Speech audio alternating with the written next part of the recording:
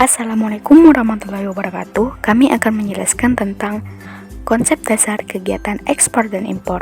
Sebelum itu, jangan lupa komen, like, dan subscribe video ini ya teman-teman. Yuk langsung saja simak materi kegiatan ekspor dan impornya supaya kalian lebih mengetahui dan lebih paham tentang apa itu ekspor dan impor. Apa itu ekspor? Ekspor merupakan suatu kegiatan mengeluarkan produk barang dari dalam suatu negara ke negara lain, yang mana dalam aktivitasnya tetap harus memenuhi standar peraturan dan ketentuan yang berlaku. Kegiatan ekspor ini umumnya dikerjakan oleh suatu negara yang mampu menghasilkan produk atau barang dalam jumlah yang cukup besar, yang mana barang tersebut telah terpenuhi di dalam negaranya, sehingga dia bisa mengeluarkannya ke negara lain. Namun apabila kegiatan ekspor dilakukan dalam skala yang besar, maka proses pengiriman barang atau jasa tersebut akan melibatkan bea dan cukai. Lalu, apa itu impor? Impor adalah suatu aktivitas atau kegiatan membeli suatu barang atau jasa dari negara lain, yang mana tujuannya untuk memenuhi kebutuhan di dalam negeri.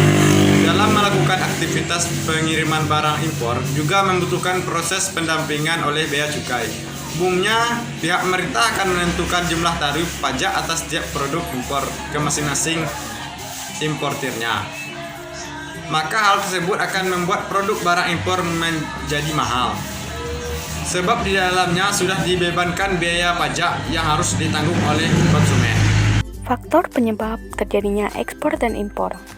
Faktor penyebab terjadinya kegiatan ekspor dan impor. Yang pertama, untuk memenuhi kebutuhan dalam negeri. Yang kedua, untuk mendapatkan keuntungan dan meningkatkan pendapatan negara. Yang ketiga, adanya perbedaan kemampuan penguasaan, ilmu pengetahuan dan teknologi dalam mengolah sumber daya ekonomi. Yang keempat, yaitu adanya kelebihan produk dalam negeri sehingga perlu adanya pasar baru dalam menjual produk tersebut. Yang keempat, adanya perbedaan sumber daya alam, iklim, tenaga kerja, budaya, dan jumlah penduduk sehingga menghasilkan perbedaan produksi. Yang keempat, adanya kesamaan selera terhadap suatu barang. Yang selanjutnya yaitu adanya keinginan kerjasama dan mendapatkan dukungan dari negara lain. Produk ekspor dan impor. Produk ekspor impor terbagi atas barang migas atau minyak bumi dan gas, yaitu barang tambang yang berupa minyak bumi dan gas. Selanjutnya adalah barang non-migas, yaitu barang-barang yang berupa non-minyak bumi dan gas, seperti hasil perkebunan, pertanian, peternakan, perikanan, serta hasil pertambangan yang bukan merupakan minyak bumi dan gas. Apa saja kebijakan ekspor dan impor? Kebijakan ekspor terdiri dari yang pertama, diskriminasi harga, yaitu penetapan harga yang berbeda untuk masing-masing negara. Selanjutnya adalah pemberian premi, yaitu kebijakan yang diambil guna memajukan ekspor. Bentuk dari premi yaitu bantuan biaya produksi, serta pemberian pajak dan fasilitas lainnya. Selanjutnya adalah dumping, yaitu penetapan harga barang ekspor lebih murah dibandingkan harga barang tersebut di dalam negeri.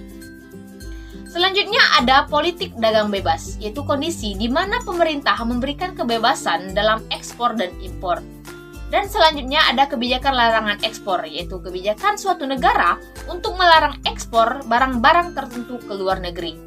Selanjutnya adalah kebijakan perdagangan internasional di bidang impor. Yang pertama adalah kebijakan kuota, yaitu jumlah total suatu barang yang diimpor dalam suatu periode tertentu. Berikutnya, kebijakan tarif, yaitu penerapan tarif yang tinggi untuk impor barang-barang tertentu. Berikutnya subsidi, yaitu bertujuan untuk menentukan harga barang produksi lokal. Dan berikutnya adalah larangan impor, dilakukan jika suatu negara diharuskan untuk menghemat devisa. Gimana? Sudah paham bukan mengenai konsep dasar ekspor dan impor?